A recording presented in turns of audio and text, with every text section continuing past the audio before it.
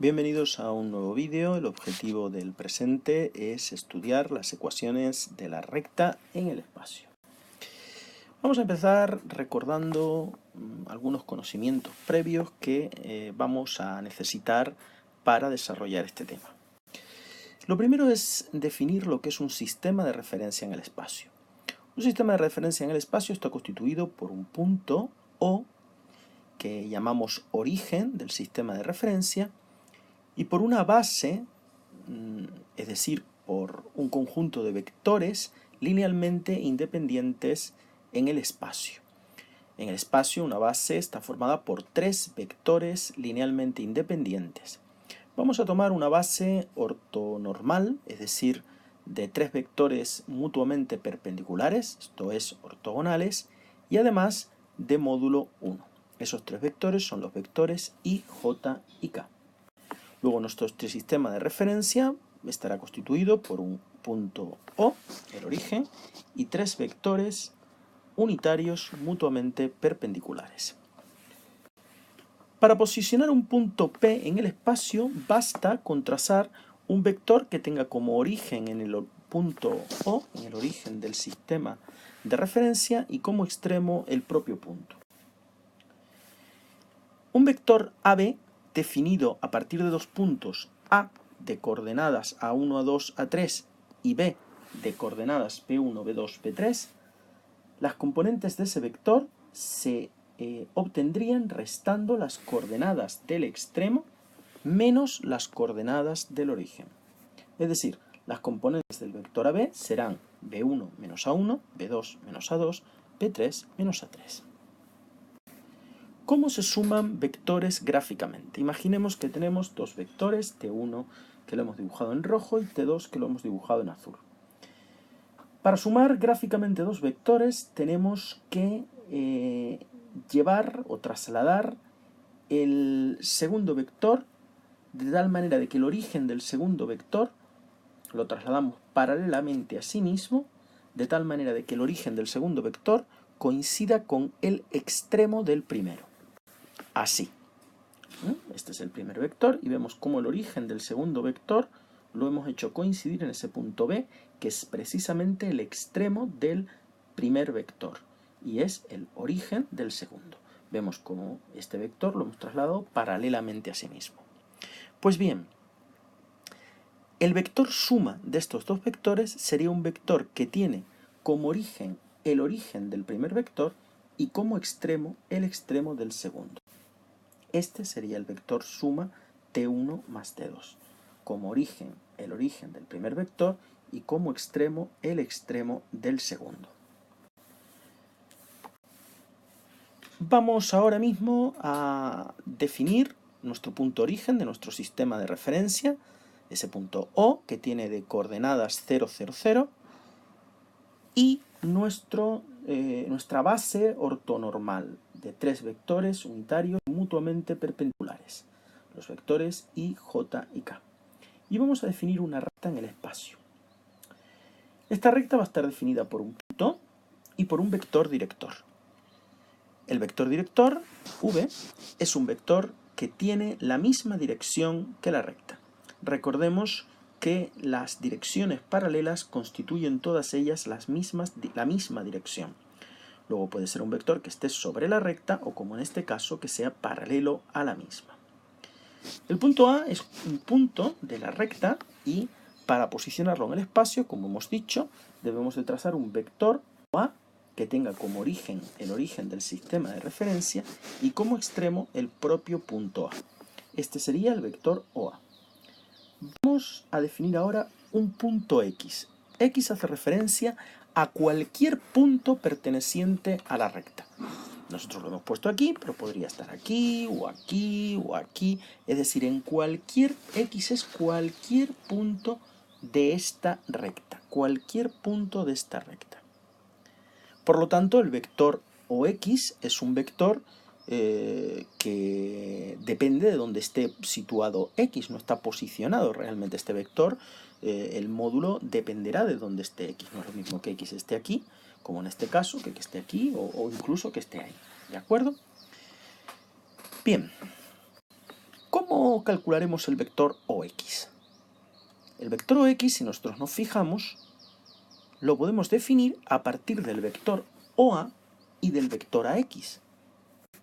El vector OA, que es el vector que va desde el origen al punto A, y el vector AX, que es el vector que va desde el punto A hasta ese punto X. Si nos fijamos, el vector OX es la suma de los vectores OA y el vector AX, puesto que va desde el origen del primero de los vectores, del OA, al extremo del segundo de los vectores, el vector AX. Lo vamos a expresar así: OX igual a OA más AX. OX es este vector granate, OA lo hemos puesto en verde y AX en azul claro. Bien, ahí tenemos el vector AX.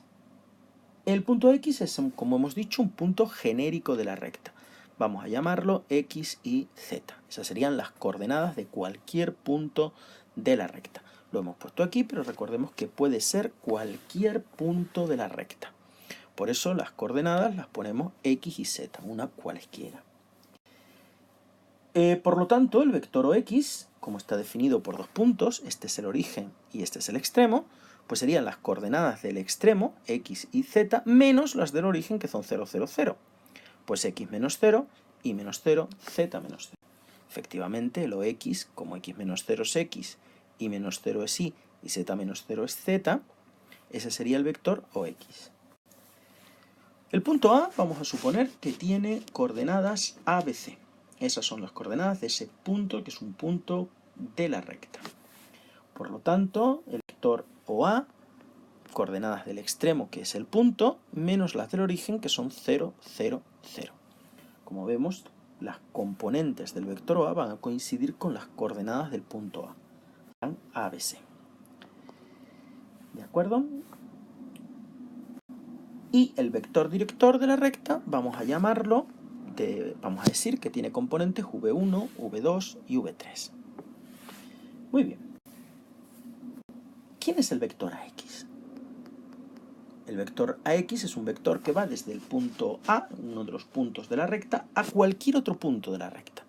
Ya hemos dicho que X es un punto cualquiera de la recta, puede ser este, o este, o este, o este, cualquier punto perteneciente a la recta. Por lo tanto, el módulo de A es variable, depende de dónde esté situado X. ¿Qué podemos decir del vector AX? Pues lo que podemos decir del vector AX es que tiene efectivamente la dirección del vector V. Por ejemplo, este vector AX que yo he dibujado, concretamente es igual a 4V, puesto que está contenido 4 veces el vector. No tendría por qué ser un número entero, podría ser igual a 3,5V o a medio V si X estuviera aquí, ¿verdad? O incluso un número negativo si X estuviera antes. Lo que sí está claro es que el vector AX va a tener la misma dirección que el vector V. No el mismo módulo, obviamente, y tampoco el mismo sentido. Si X es posterior a A, sí, pero si X está antes, tendría el sentido contrario. Por lo tanto, lo único que podemos decir del vector AX conforme al vector V es que tienen la misma dirección, o dicho de otra manera, son linealmente dependientes.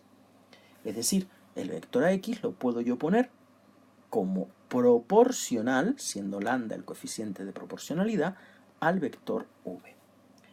Si yo ahora sustituyo cada vector por sus componentes que les he hallado aquí, este es el OA, el OX, el OA y este es el V, me quedará esta ecuación, la ecuación lambda es un número entero, puede valer cualquier número entero, dependiendo del valor de lambda vamos a posicionar a este punto, que puede ser cualquiera de la recta, luego tiene infinitos valores, cualquiera de los puntos de la recta, y esta sería la ecuación vectorial de la recta.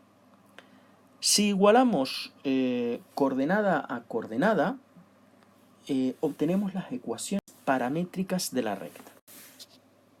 Aquí tenemos el punto y aquí tenemos las componentes del vector director. Nosotros podemos ahora despejar lambda en todas las ecuaciones, como es la misma recta, el parámetro va a ser el mismo. Si yo lo despejo de la primera ecuación, tendríamos esto, de la segunda esto y de la tercera esto. y las puedo igualar puesto que todos corresponden al mismo valor del parámetro. Pues bien, esta ecuación de la recta es la llamada ecuación de la recta en forma continua. Fíjate que si la x, la y y la z son positivas y no tienen delante ningún número, es decir, es el 1 el que está, los denominadores serán las coordenadas del vector director, perdón, las componentes del vector director. Y lo que está aquí es el punto, escrito en verde, es el punto cambiado de signo, ¿verdad? Cambiado de signo. Esta ecuación se denomina ecuación continua de la recta. Bien, si nosotros trabajamos esto, aquí tenemos realmente dos igualdades, ¿verdad? Yo podría coger las dos primeras fracciones y de aquí sacar una ecuación, ¿verdad? Si yo multiplico en cruz, me quedaría multiplicando en cruz x menos a por v2 igual a i menos b por v1. Y lo mismo puedo hacer con estas otras dos ecuaciones, con estas dos. Y sacaría otra ecuación. Si yo desarrollo esa primera igualdad, obtendría esta ecuación, una ecuación en función de x y z, y un término independiente, que corresponde a la ecuación de un plano, como veremos en su momento. Si tomo las otras dos igualdades, como hemos dicho, si yo desarrollo, multiplico evidentemente esto por esto igual a z menos c por v2 y voy haciéndolo todo, me va a dar otra ecuación de un plano distinta a la anterior. Pues bien, esta es la llamada ecuación de la recta en forma de dos planos. Ecuación de la recta en forma de dos planos que se van a intersectar precisamente en esa recta. Pues muchas gracias por vuestra atención, espero que os haya quedado más claro las ecuaciones de la recta y hasta un futuro vídeo.